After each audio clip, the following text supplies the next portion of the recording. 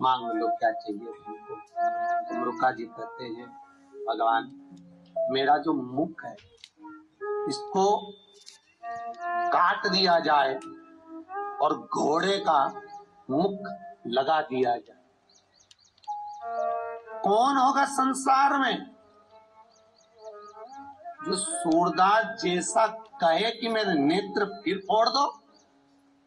कौन होगा देवलोक में जो भगवान से कह रहा हो कि मेरा सिर काट कर मुझे घोड़े का मुंह लगा दो? वापिस घोड़े का मुख।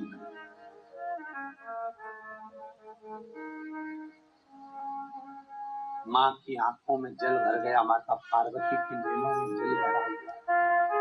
माँ जगत जननी जगदम्बा, माँ शेरा वाली भवानी रो रही, नैनों से अश्रु बह रहा है। माता माँ रो रही, नैनों से नीर बह रहा।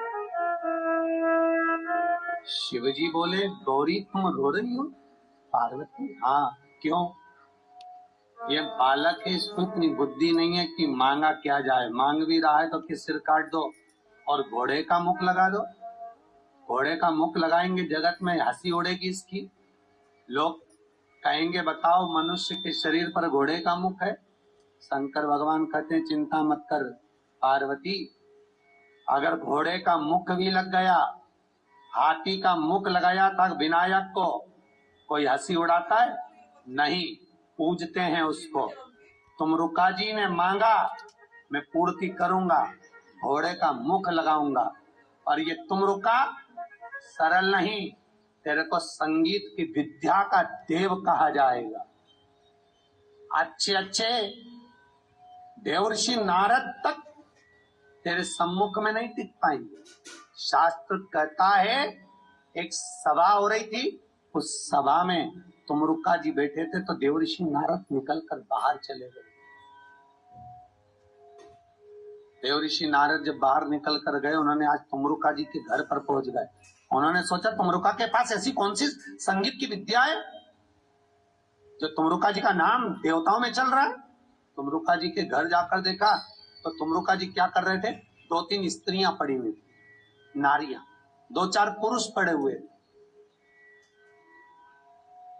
उनको तुमरुका जी मल्लम लगा रहे थे, उनको तुमरुका जी मल्लम पट्टी कर रहे थे। तो देवऋषि नारद ने पूछ लिया तुमरुका जी से। देवऋषि नारद जी ने पूछा कि ये तुमरुका जी आप इनको मल्लम पट्टी कर रहे हो, इनको आप औषधि दे रहे हो, ये है कौन? कौन है ये? तुमरुका जी ने कहा नारद जी तुम जो भजन गाते हो, गायन करते हो, ये जो पड़ी हुई है ये स्वर है, ये छंद है, ये तुम गाते हो पर ऐसा गाया तुमने कि किसी के हाथ तोड़ दिए, किसी के पांव तोड़ दिए, किसी का मुंह तोड़ दिया। नारद जी को लगा कि मेरे कारण इन स्वरों को भी तकलीफ होती है, मैं अब कहाँ जाऊं? देवऋषि नारद ने कहा तुम रुका, तुम मुझे जानते नहीं हो, मैं देवऋषि नारद हूं। तुमरुका जी ने कहा यही तो अभिमान है तुम्हारा।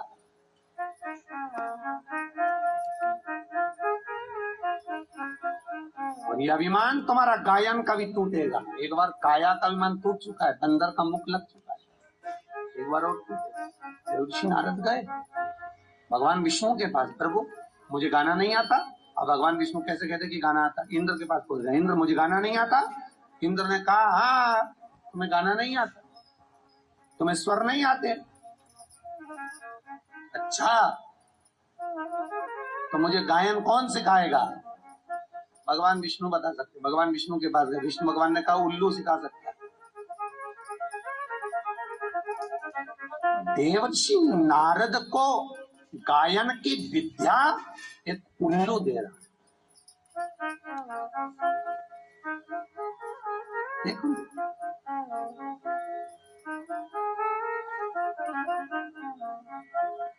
तुम रुका जी के पास देवर्षि नारद जाकर बोले कि विद्या लेने जा रहा हूँ, और वो विद्या एक उल्लू से लेने जा रहा हूँ।